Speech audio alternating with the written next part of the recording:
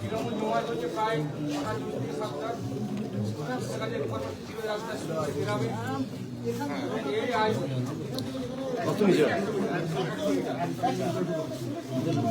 Police ছিল, police video করেছে, আমরা সেই ফুটেজ করি, পুলিশ দাঁড়িয়ে থেকে ভিডিও করেছে, পুলিশ মজা নিয়েছে। আমরা গাড়ি ছিলাম, আমরা বারবার তৃণমূলকে বলেছি স্যার রাস্তা জামটা ক্লিয়ার করুন, আমাদের যে কনভয় আসছে ছেড়ে দিন, কিন্তু পুলিশের মদতে ঘটনা ঘটেছে। হ্যাঁ, এখনো পর্যন্ত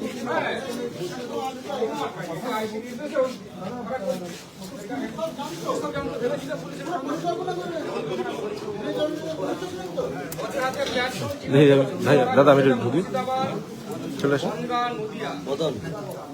একটু ওঠো দাদা। সকাল থেকে তুলা করে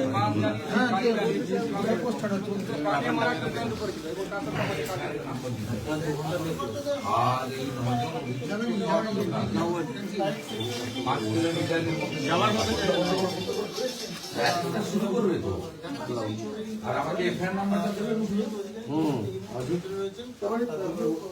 আইনি প্রক্রিয়া এফআইআর দিলে আপনি এফআইআর নাম্বার তো দিতে হবে, আমি এখানে ভাঙচুর করতে আসিনি, আর এখানে অনন্তকাল বসতে আসবো। আমার 8:30 থেকে শুরু করেছি, এর মধ্যে কত আপনার 2.5-3 ঘন্টা, 3 ঘন্টার কাছে গেছি।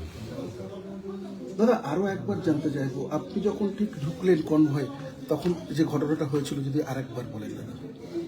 ঢুকবো কোথায়, আমি তো যাচ্ছি, আমি এখানে ছাড়াবো কেন? হ্যাঁ, একটা সাইডে তৃণমূল কংগ্রেসের জনাদশেক লোক আর 7-8 জন পুলিশ, শীতের পোশাক পরা পুলিশ, তাদের সিভিল ছিল না খাকি পোশাক আমি জানি না। আমাদের বিজেপির কর্মকর্তারা পরে ভিডিও দেখিয়ে দেখিয়ে বলবে না লোকাল থানার পুলিশ, তারা ওদেরকে গট আপ গেম করছে, ম্যাচ ফিক্সিং, আটকানোর চেষ্টা করছে। আর তারা লাঠি, কাঠের বাটাম, পেরেক লাগানো, ওগুলো দিয়ে দুটো গাড়ি, দুটো কালো স্করপিওতে, কোনটা আছে বুঝতে পারছে না, আমি দুটোই ভাঙছি। আর পাশে জ্যারকিনে কেরোসিন তেল, পেট্রোল। ভারতীয় জনতা পার্টির স্থানীয় কর্মীরা জানতে পেরে জনা 20-25 ছুটে চলে আসে। চলে আসার ফলে দুপক্ষ মুখোমুখি হয়ে যায়।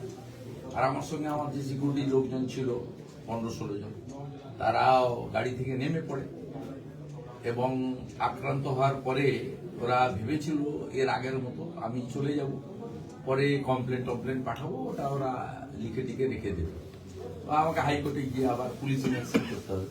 তা আমি সিদ্ধান্ত নিলাম এনাফি জানা, 5 বছর অনেক অত্যাচার সহ্য করেছি, বিজেপি কর্মীরা সহ্য করছে, এর একটা হেস্তনেস্ত করা দরকার। তাই গাড়িটা নিয়ে সোজা এখানে বিট হাউসে, মানে থানার এটা ওটি মানে আউটপোস্ট, এখান থেকে থানা অনেক দূরে।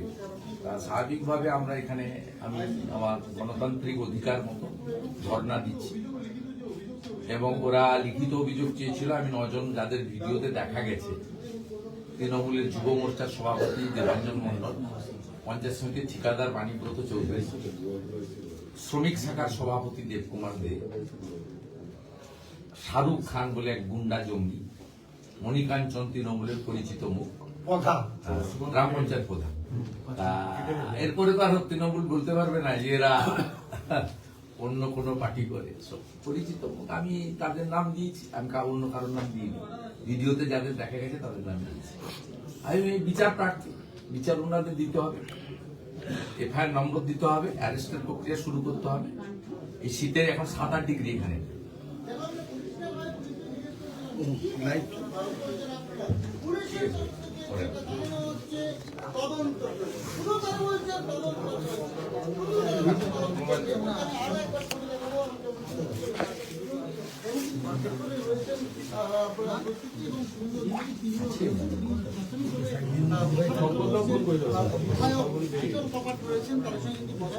কত কাগজ হবে এখানে এটা খাপ করার মতো কাগজ টাগজ কানে কানে দিয়ে হবে এটা তবে এই মুহূর্তে কিন্তু আমি ছবিটা হাতে